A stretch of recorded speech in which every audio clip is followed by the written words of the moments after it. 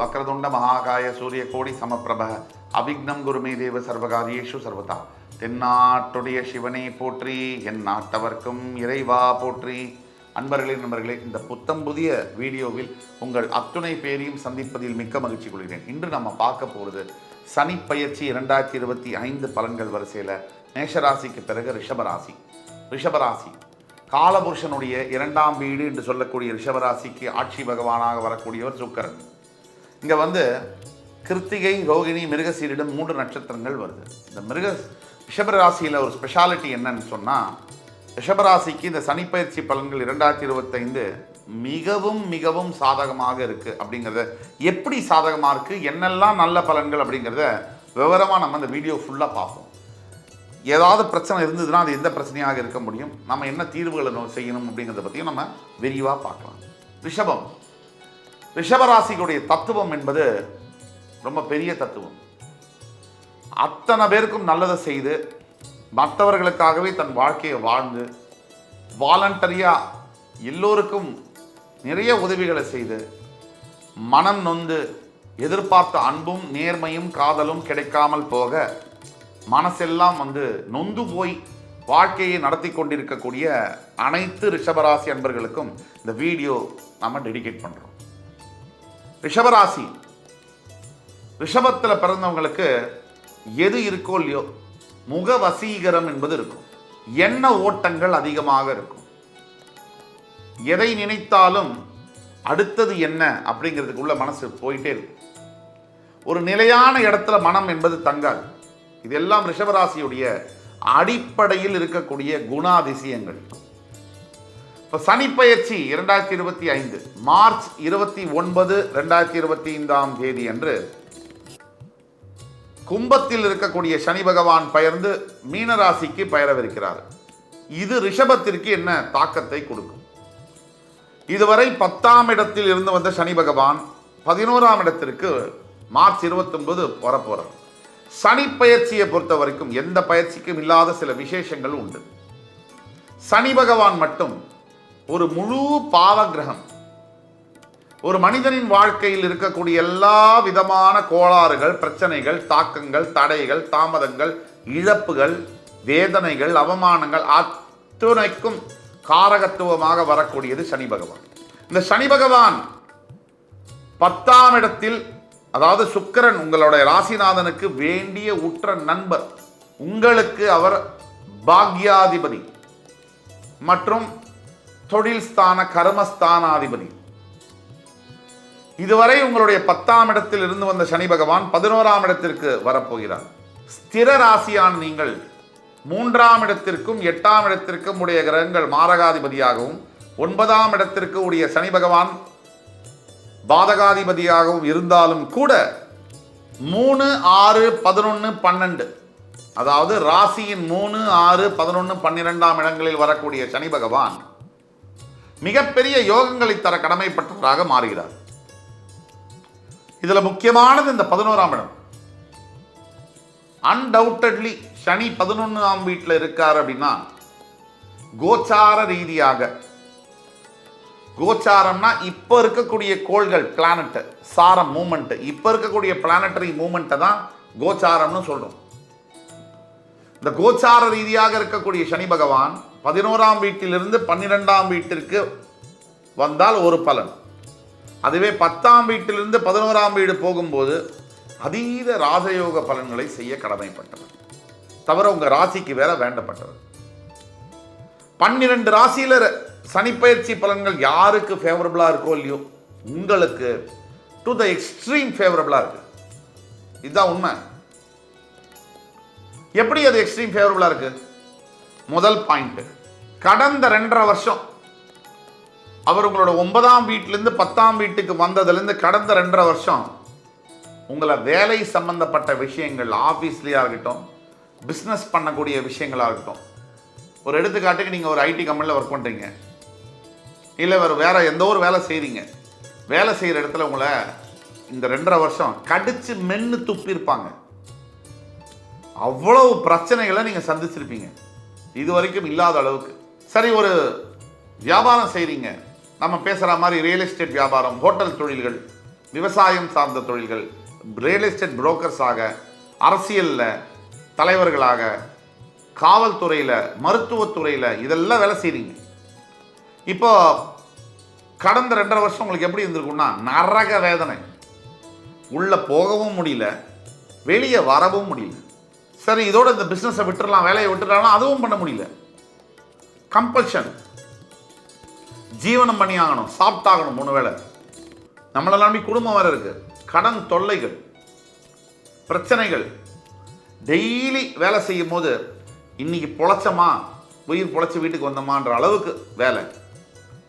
இந்த மாதிரி அவஸ்தைப்பட்டீங்க இல்லையா, இதெல்லாம் மாறப்போகுது அப்படிங்கிறது தான் சத்தியமான உண்மை. 100% இந்த சனிப்பெயர்ச்சி 2025 உங்களுக்கு நல்லது தான் நடக்க போகுது. ரிஷபராசி அன்பர்களுக்கு எல்லா விதமான அற்புதங்களும் நடக்கும், அதிசயங்களும் நடக்கும் கூட சொல்லலாம். இதுதான் உண்மை. கிட்டத்தட்ட 30 வருஷத்துக்கு அப்புறமா உங்க வாழ்க்கையில மிகப்பெரிய திருப்பங்கள் வரப்போகிறது. இதில் எந்த விதமான சேஞ்சஸும் இல்லை. 30 இயர்ஸ்க்கு அப்புறமா உங்க வாழ்க்கையில டேர்னிங் பாயிண்ட் வரப்போகுது. பாசிட்டிவான மிகப்பெரிய அதிசயங்கள் நடக்க போகுது. அடுத்தபடியாக பல ரிஷபராசி என்பவர்களுக்கு கடன் தொல்லையுடைய பாதிப்புகளும் கடன் தொல்லையினுடைய தாக்கங்களும் சகிச்சு கொள்ள முடியாத அளவுக்கு இருந்து வந்தது.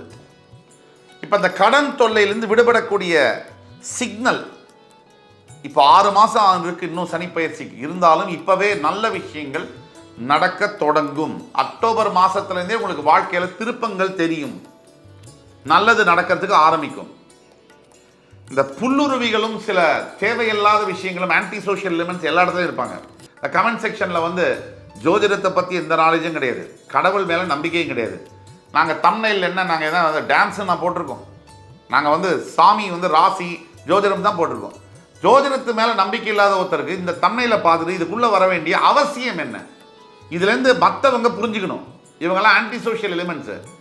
இதுக்குள்ளே வந்து ஜோதிடம் பொய், கடவுள் பொய்ன்னு எதுக்கு சொல்லணும்? தம்ப்நெயிலை பார்த்துட்டு, தம்ப்நெயிலில் தான் கிளியராக போட்டிருக்கு ஜோதிடம் தான். ஜோதிடத்தில் நம்பிக்கை இல்லாதவங்க தம்ப்நெயிலுக்குள்ளேயே வரமாட்டாங்க. அப்போ இவங்களுக்கு வேறு ஏதோ அஜெண்டா இருக்குது. ஆக நம்ம அதை பற்றி கவலையே படலை. யார் வேணால் என்ன வேணால் கமெண்ட் போடுங்க. ஒரு அளவுக்கு மேலே போடும்போது எங்கள் லீகல் டீம் இருக்குது, அதை நாங்கள் பார்த்துக்குவோம். இதுதான் உண்மை. ரிஷபராசி அன்பர்களை பொறுத்த வரைக்கும் கடன்கள் தொல்லையிலிருந்து நீங்கள் எவ்வளோ அவஸ்தைப்பட்டீங்கன்றது எல்லாருக்குமே தெரியும். அந்த கடன் தொல்லையிலிருந்து நீங்கள் வெளியில் வந்து மிகப்பெரிய அளவில் சாதனை படைக்கப் போகிறீர்கள், நிம்மதியான வாழ்க்கையை வாழப் போகிறீர்கள். உங்களுடைய வாழ்நாள் முழுக்க சில டார்கெட்ஸ் இருக்கும், இதெல்லாம் அச்சீவ் பண்ணணும், இதெல்லாம் நம்ம வந்து வாங்கணும், ஒரு நல்ல வீடு வாங்கணும், நல்ல ஒரு கார் வாங்கணும், நல்ல பதவியில் உட்காரணும், இந்த கம்பெனியில் வேலை கிடைக்கணும், இந்த அளவுக்கு திருமணம் முடிக்கணும், இந்த நினைச்ச மணமகனையோ மணமகளையோ திருமணம் செய்ய வேண்டும், காதல் ஜெயிக்கணும். இது அத்தனையும் கண்டிப்பாக நிறைவேறும், நிச்சயம் நடக்கும். நம்பிக்கையோடு செயல்படுங்கள். தெய்வ விஷயங்களை பற்றி பேசும்போது சில அன்பர்கள், ரொம்ப நிறைய பேர் இல்லை, 95 பேர் நல்லா தான் இருக்காங்க.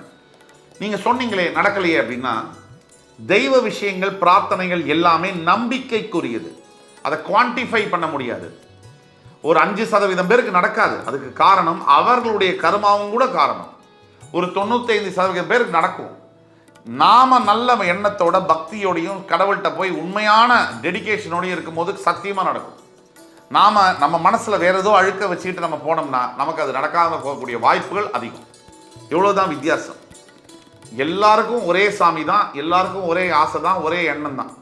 ஜெயிக்கிறது ஒரு சில பேர். அதுக்கு காரணம் உங்களுடைய முயற்சி, உங்களுடைய எண்ணங்கள். இது 2 தான். இது எல்லாத்துக்கும் மேலே கடவுள் உங்களுக்கு அமைச்ச விதி. அந்த விதியவே மாற்றக்கூடியது உங்களுடைய எண்ணங்களும் முயற்சிகளும். வியாபாரம் செய்யக்கூடிய அனைத்து ரிஷபராசி என்பவர்களுக்கும் மிகப்பெரிய அளவில் லாபங்களில் வந்து ப்ராஃபிட் வந்து மிகப்பெரிய அளவில் பல மடங்கு அதிகரிக்கும்.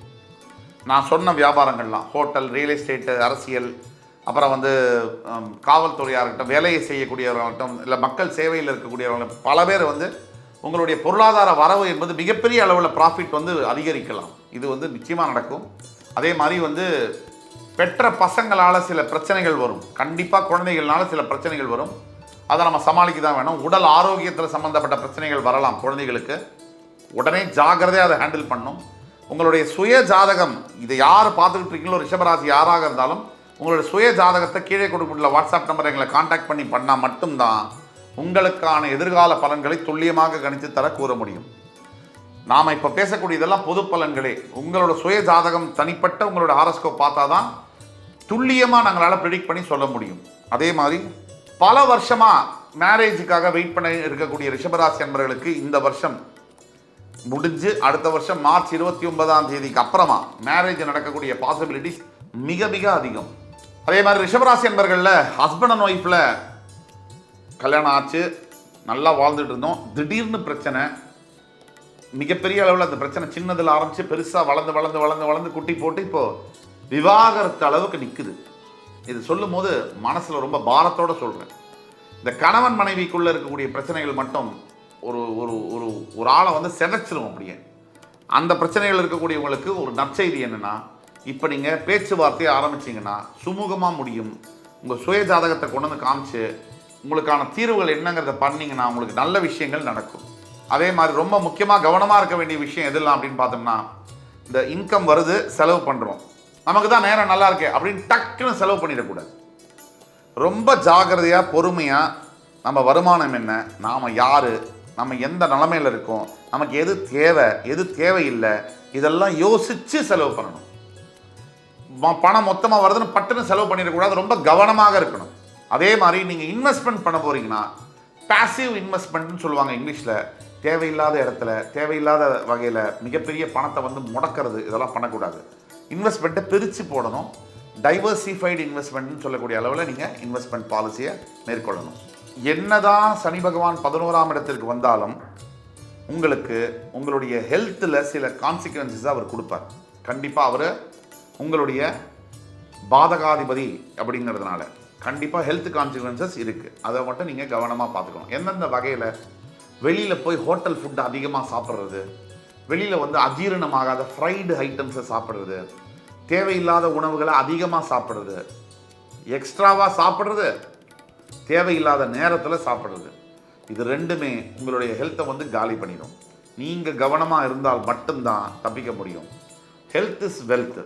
நீங்கள் நல்லா இல்லைன்னு சொன்னால் 50 கோடி ரூபாய் சம்பாதிச்சாலும் ஒரே ஒரு 3 மாதம் ஹாஸ்பிட்டலில் இருந்தீங்கன்னா அத்தனை பைசாவும் காலி ஆகிடும். அது மட்டும் இல்லாமல் வலி வேறு, மனசுலையும் சரி உடல்லையும் சரி வலியாகவும் இருக்கும்.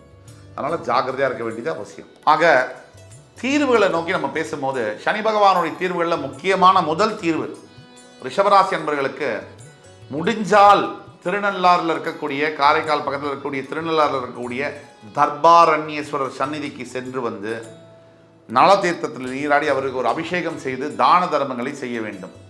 சனி பகவானுடைய காயத்ரி மந்திரம் ஓம் காகத்வஜாய வித்மஹி கட்கஹஸ்தாய தீமஹி தன்னோ மந்த பிரஜோதயாக, இந்த மந்திரத்தை 108 முறை தினமும் ஜபம் செய்யணும்.